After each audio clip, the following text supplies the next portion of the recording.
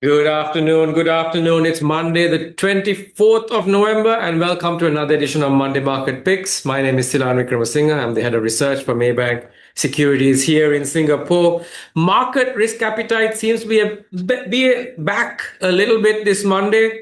When we look across Asian markets. But I think there's still a lot more potential for volatility going into the next couple of weeks. There's fresh hopes that there will be a December rate cut from the Fed, but that's not a done deal. AI momentum seems to be sputtering a bit even after NVIDIA's results. So there's still quite a bit of uncertainties out there, but that's why we want to focus on Singapore. Now, this is one market when you have a lot of uncertainty around the major global markets. There are safe haven flows. So that's what we want to focus on. We have our co-head of economics, Dr. Chua Hak Bin, joining us to discuss the latest GDP figures for Singapore and what that means for the outlook, especially for next year. I will also then give my views on the MAS reforms and also some stock picks that we think will be winners with these reforms coming through. We'll also take a deeper dive into the Singapore REITs, especially as domestic interest rates come off and also third quarter results. And we've got Miao Liu, our brand new analyst, joining us for that. I'll also discuss briefly on Centurion, and then we have some fresh trading ideas from our chart guy as well. So quite a lot to get through, but let's start with macroeconomics, and let's have Hak Bin on the line. Hak Bin, welcome to the show.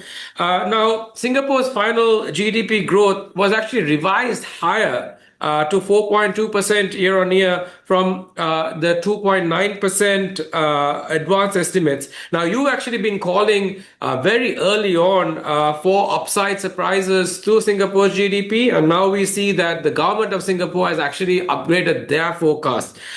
Can this momentum last into 2026? Hey, hi, Tilan. Yeah, so the government has upgraded the growth forecast for this year to 4%. Their early forecast was pretty conservative, just 1.5 to 2.5. I guess, for us, we have upgraded it to 4.1%. For next year, the government's looking at 1 to 3%. We're on the high end. We're looking at 2.8%. And I guess the big debate is, how much of the strong momentum that we've seen in this year carry forward into next year. A couple of parts. I think the AI boom still looks pretty encouraging. We saw some strong surge in the October numbers for exports.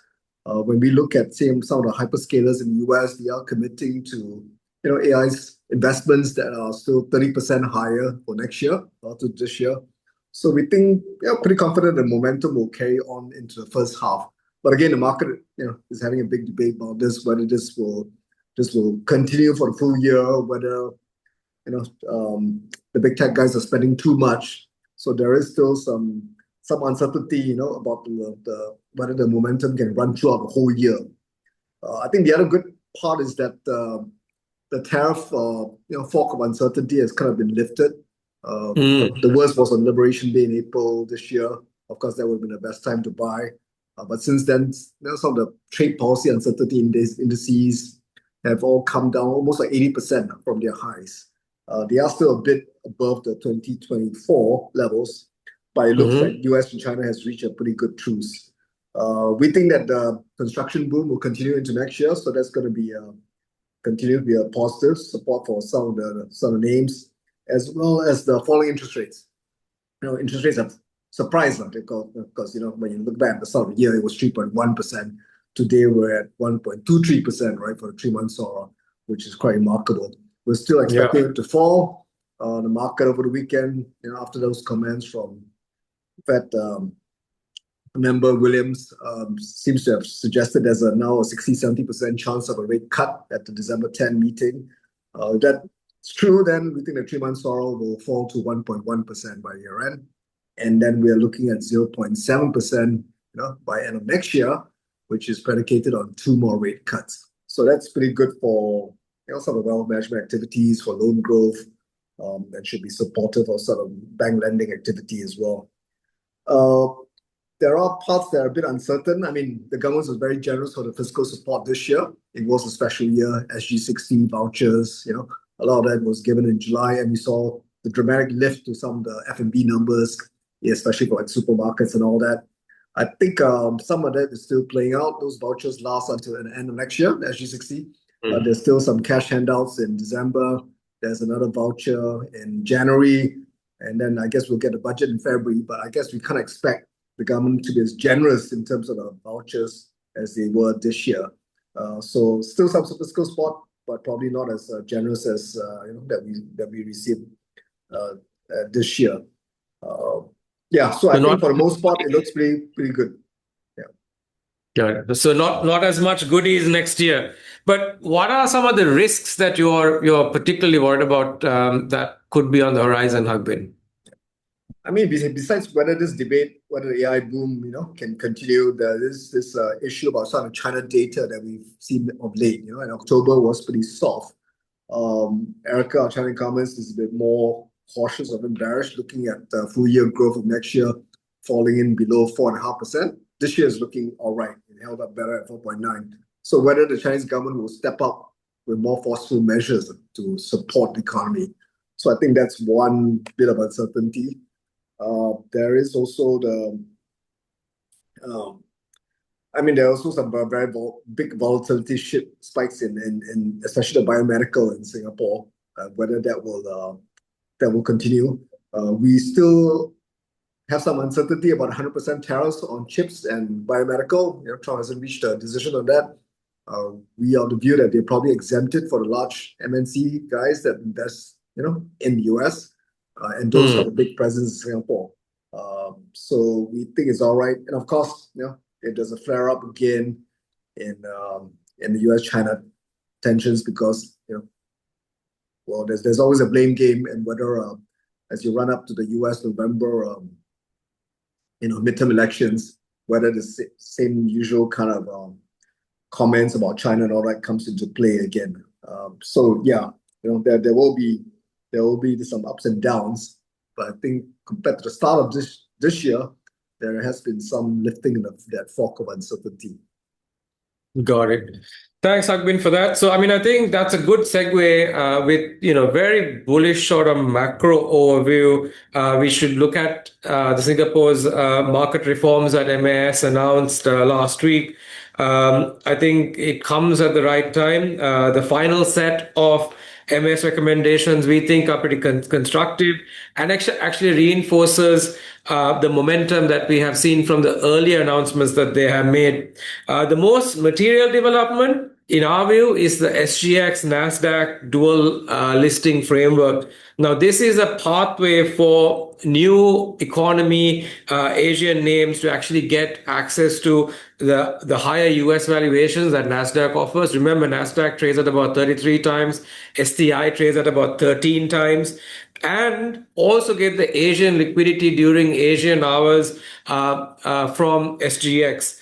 Now, this addresses one of SGX's long-standing structural challenges. This is something that we've discussed a lot about, the underrepresentation of growth sectors that investors and money has actually been going to and money has been chasing. And now, the timing is quite good, because if you think about ASEAN unicorns, like tech names that are over $1 billion and private companies, in 2016, there was only 5. Now there's over 60 of them. So a lot of these companies will be looking to unlock value and take the next phase of their journey by going into public equities. So I think this can be a credible catalyst for the Singapore market in terms of valuations, as well as increasing the depth of what is being offered from a sector-wise. Now, then there's also MAS's $30 million value unlock initiative. Now, this is intended to support corporates in getting their strategy, capital optimization, investor relations right, so that they become more appealing and more noticeable in the market. Now, however, unlike the value up programs that some of the North Asian countries have brought out, like Japan, China, Korea, it lacks any real targets, and there's no real board accountability in the Singapore version. So not as strong as what we would have liked to see, but it's still, progressively in the right direction than having nothing at all. A couple of weeks ago, we came up with 33 names that can benefit from such value up programs, and I think that will still remain. So do have a look at that report from a couple of weeks ago. And also, we also had some liquidity enhancing measures being brought in as well. The MAS is trying to improve the market microstructure where broker custody flexibility, smaller lot sizes, enhanced market making.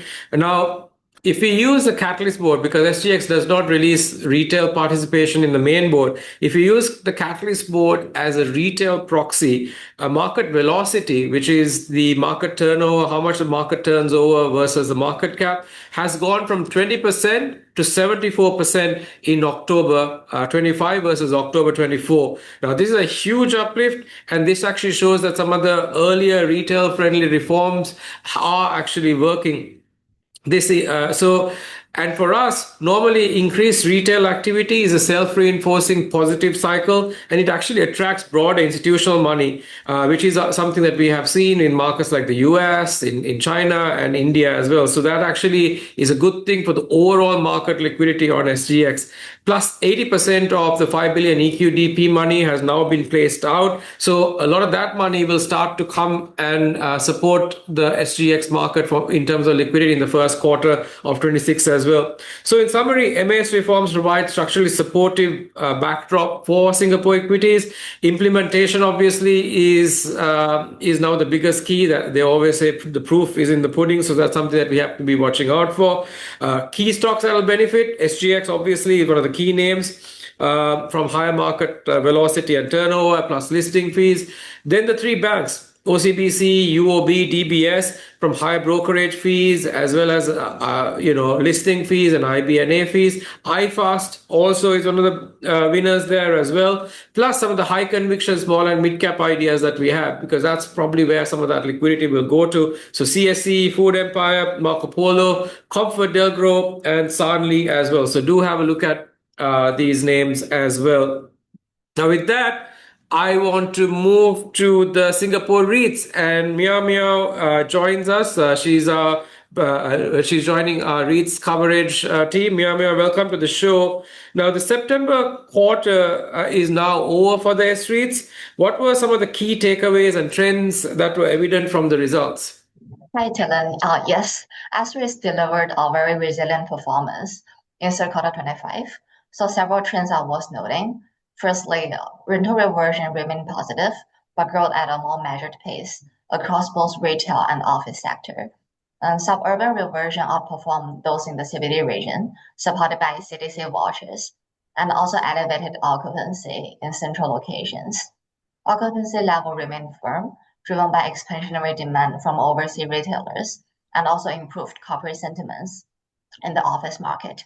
And most importantly, cost of debt was flat to lower across coverage rates, with guidance indicating further decline of roughly 20 basis points on average. And Singapore valuation also remained resilient, although NAV dipped slightly due to one-off items and also foreign exchange movements. Now, I remember the last few quarters, the cost of funding, cost of debt for the REITs were one of the big issues, and also their exposure to office markets, particularly overseas, where there was quite a bit of issues. We've seen commercial real estate being a big issue for the banks as well. Are those concerns now better, Meow Meow? Yes, we are now seeing the situation reaching a turning point, and for financing expense declined in third quarter 25, over 60% of the S rates, with guidance pointing to flat to lower cost of debt. However, hedging ratio have increased, and in some cases, the refinancing of the legacy debt and hedges appears to be taking longer than expected. And for the previously weaker segment, such as overseas offices, are now showing earlier signs of recovery. Although incentives remain elevated in key distressed market, such as Melbourne and San Francisco, there is an evident flight to quality and also preferences for the newly built offices. But that being said, occupancy level have likely bottomed out. Okay, that's good. And you're keeping a positive view on the sector. What's driving this, and what are some of the topics for the Singapore REITs? Yes, we still remain positive on S rates, supported by very conducive market conditions. So some data to be shared, our CBD office rent actually rose by 2.5% quarter on quarter in third quarter 25. And our retail sales grew by around 3% year on year in the same period. At the same time, tourism arrival for October year to date increased by around 2.5% year on year, supported by softer room rates. We also favor the sector because of the stabilizing distribution. So excluding Mint and MLT, coverage rates reported an average year-on-year DPU increase of around 1.5%. And 3 month SORA have declined 15 basis points over the past months to 1.25%, trending towards our year-end forecast of 1.1%, more than 200 basis point lower year-on-year, which we believe will further support DPU growth going forward. And valuation remain reasonable despite the recent rally. The sector currently offers a 370 basis point spread over 10-year yield, which is about one standard deviation above the historical mean. While price to NAV stands as 1 time, in line with the long-term average. So currently our top pick remain to be CSCT, Capital Land Accelerate, Capital Land Escort Trust, Mapletree Logistic Trust, Mapletree Pan Asia Commercial Trust, and Parkway Life REIT. Got it. Have a look at those topics, and you can also get a more detailed report on our newsletter today. Thanks, Miriam. Now, just a quick comment on Centurion Corp. Eric's views of Centurion's 9-month numbers is that performance was solid. Revenues are up 12% year on year, underpinned by near full occupancies in Singapore and the UK, alongside sustained rental reversions across both worker and student accommodation segments. He's raised the target price by around 5% to 152, reflecting clearer growth visibility post the Centurion REIT spin-off and Centurion's own proactive redeployment of capital into accretive development opportunities. We also see organic growth continuing, supported by AEIs at Westlight, Toh Guan, and Mandai, that will collectively add about 5,400 NDS compliant beds, as well as new fee-based management wins that expand Centurion's asset-light earnings stream. We view London's PBSA land acquisition as strategically significant, marking their foray into prime student market, and also further pipeline opportunities coming up in Australia as well. So all of that means that we're keeping a buy on Centurion on a higher target price. So do have a look at that report as well. Now, just going to our chart guy, he's got a couple of new trading ideas. One is a trading buy on Hong Kong land. The rebound recently has revived bullish momentum with the price breaking above its downtrend line. So he thinks that this trend can continue forward. And he's got a trading sell on Metaoptics. It's already had a bullish run, and now that's kind of entering into an exhaustion phase. So maybe time to take some money off the table with Metaoptics right now. So do have a look at those two reports, which have a lot more detail in our newsletter. In terms of upcoming data, we've got quite a bit. Industrial production out on the 26th. Bank lending rates, I mean, we're watching this very, very closely as we go into next year. That's out on the 28th of November. Retail sales, Hak Bin talked about a lot of CDC vouchers and government spending happening in that segment. And we've had a bit of a slowdown in the F&B segment. Has that turned around? Will that mean that we will have even a stronger close to the fourth quarter? of 2026. So that's something that we'll be watching out for. And then the unemployment rate out on the 15th of December. So quite a bit of things to watch out for as we go into the next couple of weeks, and we'll keep you up to date on all those things as we progress. That's all the time we have today. Thank you so much for your support. Thank you for joining us, and we'll see you next week. Have a profitable trading week.